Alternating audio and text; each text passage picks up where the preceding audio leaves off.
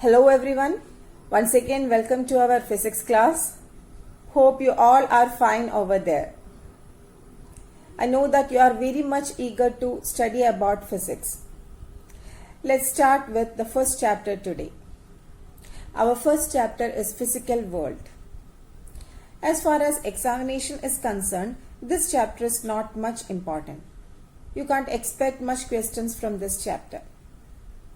Since you have chosen science as your mainstream for your plus 2 course, it's very important to know about physics, about science, about scientists and their contributions. Also, you must know the link between the technology and the society. This chapter helps you to give an overview of all these concepts. And this is the only chapter which you can listen in a very relaxed mood, because you can't see much confusing concepts or confusing derivations in this chapter. So just relax and listen to this lesson. Let's get started with today's session, my dear children. Children, as we discussed in our introductory video, today we will discuss chapter 1 of NCERT textbook part 1, that is physical world. What is physics? Before moving on to this topic, you must know what is science. So the word science is derived from the Latin word scientia, and the meaning of that word scientia is to know. Another word, Sanskrit word Vijnan and Arabic word ilm, also conveys the same meaning, that is knowledge.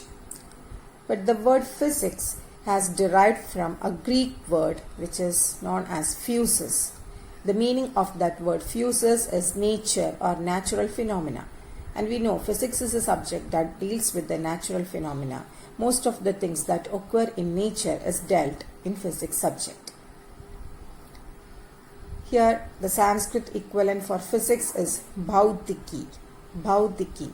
The Malayalam word for physics is Bhautika Shastra. So it has come from the Sanskrit word Bhautiki. Laws and principles in physics are dynamic. That means nothing is stationary in physics. All the laws and principles may be subjected to changes. Okay, if any one scientist has come up with an evidence to prove that Newton's laws are false or it is invalid, we will readily accept it if it is correct or if it is proved. So all the principles and laws in physics are subjected to changes.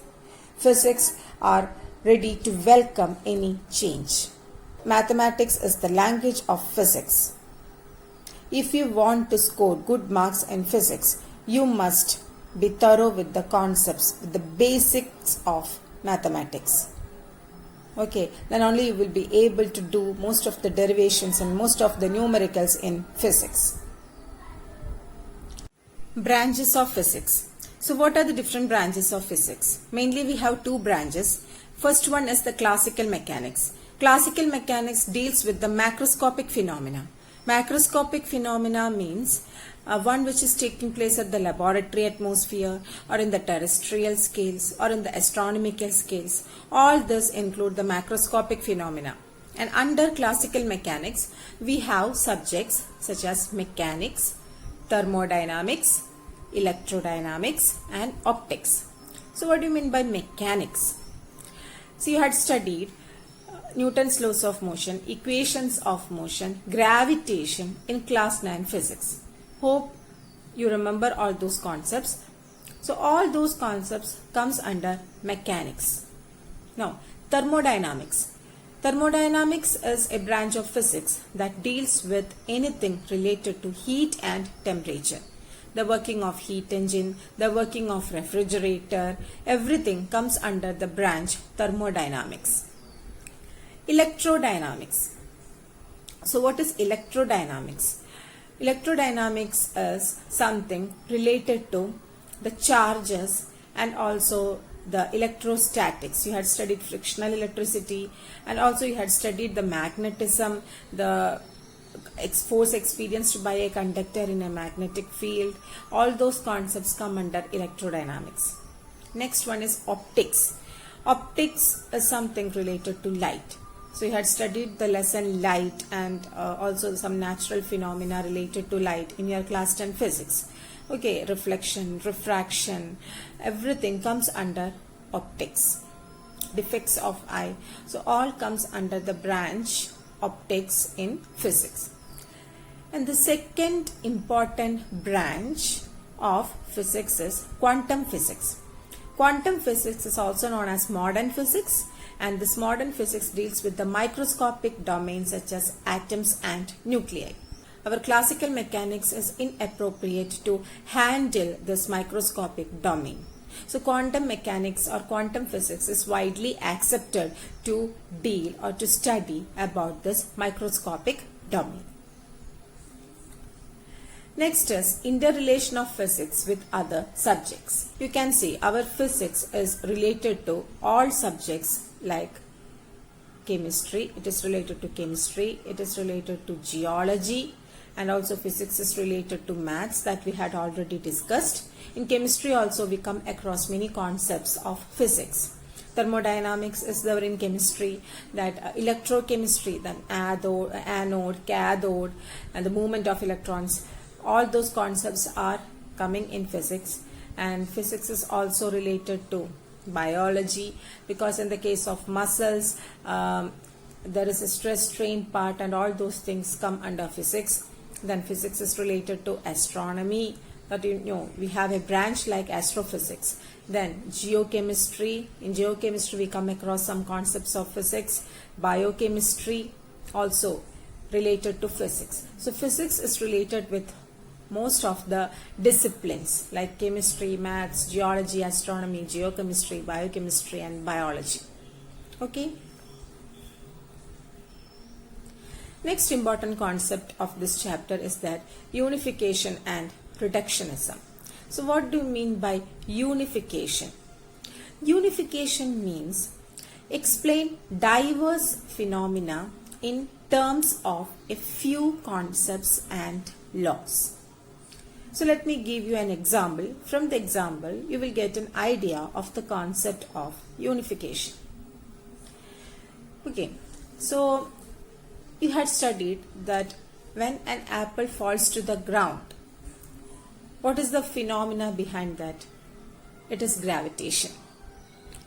Planets revolve around the sun. So which law is governing that? That is also gravitation. Falling of raindrops, it is also governed by gravitation. Changing of seasons, changing of day and night, or occurrence of day and night, all comes under the single concept or law of gravitation. So we have unified different concepts or different phenomena under a single concept, that is gravitation. So this is unification. Explain different phenomena in terms of a single concept or a few concepts and laws. The next concept is reductionism. See, first we will discuss about the examples related to reductionism. In thermodynamics, we will deal with bulk systems. That means we will deal with the cylinder or the gas enclosed in the cylinder, like that. And also we deal with the heat, temperature, entropy, everything in thermodynamics. Okay, so that bulk system is related to the temperature, and it is also related to the average kinetic energy of the molecules of the system. You know, the temperature is related to the kinetic energy of the molecules of the system. If the kinetic energy of the molecules of the system increases, the temperature of the whole system also increases. So here what we have done, we have reduced the whole concepts into a single one. Okay, so this bulk system or the temperature of the bulk system has been reduced to the average kinetic energy of the molecules of the system. Okay, so this effort is to derive the properties of a bigger, more complex system from the properties and interactions of its constituent simpler parts.